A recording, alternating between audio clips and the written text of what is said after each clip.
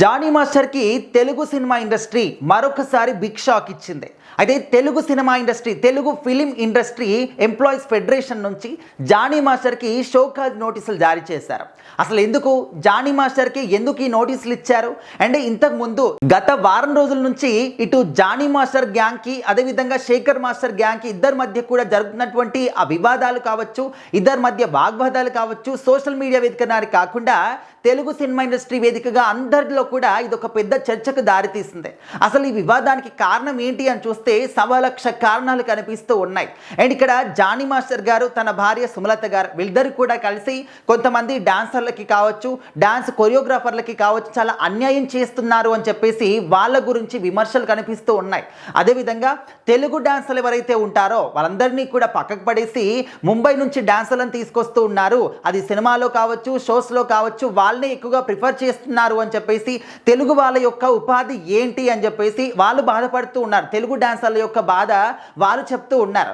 ఇంకొక వైపు సినిమాల్లో ఎవరైతే డాన్సులు చేస్తారో డాన్సర్లు, వాళ్ళ నుంచి వచ్చినటువంటి డబ్బుని కూడా వీళ్ళు అధికంగా వీళ్ళే తీసేసుకొని డాన్సర్లకి మాత్రం కొద్ది మొత్తంలోనే ఇస్తూ ఉన్నారని చెప్పేసి ఆ విధంగా కూడా వీళ్ళపైన కంప్లైంట్స్ రైజ్ అయ్యాయి. సో ఆ విధంగా ఎవరికి చెప్పకుండా బై ఎలక్షన్లు కావచ్చు అండ్ సొంత నిర్ణయాలు తీసుకోవడం సుమలత గారు, ఈ విధంగా రకరకాల ఆరోపణలు మాత్రం వీళ్ళపైన వచ్చాయి. సో దాని విషయంలోనే ఇంత పెద్ద వివాదం చోటు చేసుకుంది, వాగ్వాదం చోటు చేసుకుంది అని చెప్పేసి మనందరం కూడా మాట్లాడుకున్నాము. అదేవిధంగా మీడియా ముందుకు వచ్చి జానీ మాస్టర్ గారు, అసలు శేఖర్ మాస్టర్ గారికి నాకు ఎలాంటి ప్రత్యేకమైనటువంటి గొడవలు లేవు, ఇలాంటి చిన్న చిన్న తగాదాలు ఉంటాయి కాబట్టి వాటి గురించి మాట్లాడుకున్నామే తప్ప ఇంకా కక్షపూరితంగా ఎలాంటి అంటే పర్సనల్గా ఇష్యూస్ కావచ్చు, ప్రాబ్లమ్స్ కావచ్చు, తిట్టుకోవడం, కొట్టుకోవడం ఇలాంటివి ఏవి కూడా లేవు, ఎవరు కూడా అపార్థం చేసుకోకండి అని చెప్పేసి ఆయన చెప్పారు.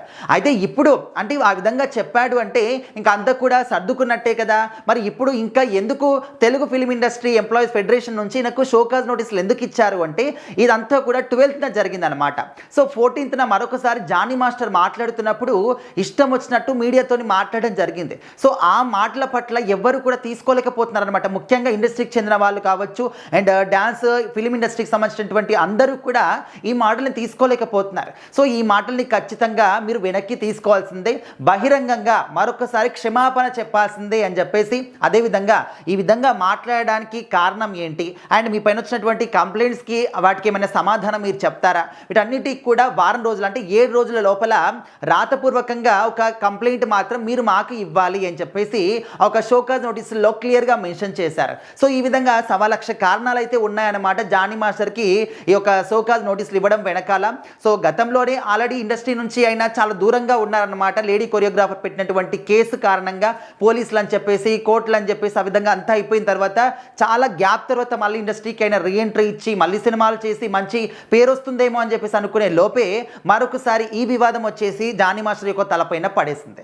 సో మరి ఇప్పుడు ఈ వివాదం ఎక్కడికి దారి తీస్తుంది?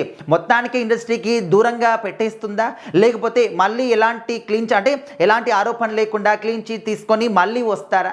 ఈ విధంగా మాత్రం ఫ్యాన్స్ ఎదురు చూస్తూ ఉన్నారు. బట్ ఏదేమైనప్పటికీ కూడా చాలా మంది మాత్రం డాన్సర్లు అందరూ కూడా కంప్లైంట్స్ మాత్రం చాలా స్ట్రాంగ్గా ఉన్నాయి. డబ్బుల విషయంలో కావచ్చు, డాన్సర్ల ముంబై డాన్సర్ల విషయంలో కావచ్చు, అదేవిధంగా ఆయన మాట్లాడేటువంటి ఆ మాటల విషయంలో కావచ్చు. సో వీటన్నిటికి కూడా జానీ మాస్టర్ ఎలాంటి సమాధానం ఫెడరేషన్కి చెప్తాడు, సో మరి వాళ్ళు అంగీకరిస్తారా లేదా, రీజన్స్ ఏంటనే దాని గురించి అయితే అందరూ కూడా వెయిట్ చేస్తున్నారు. మరి చూడాలి జానీ మాస్టర్ యొక్క సమాధానం ఏ విధంగా ఉంటుంది ఏంటి అని.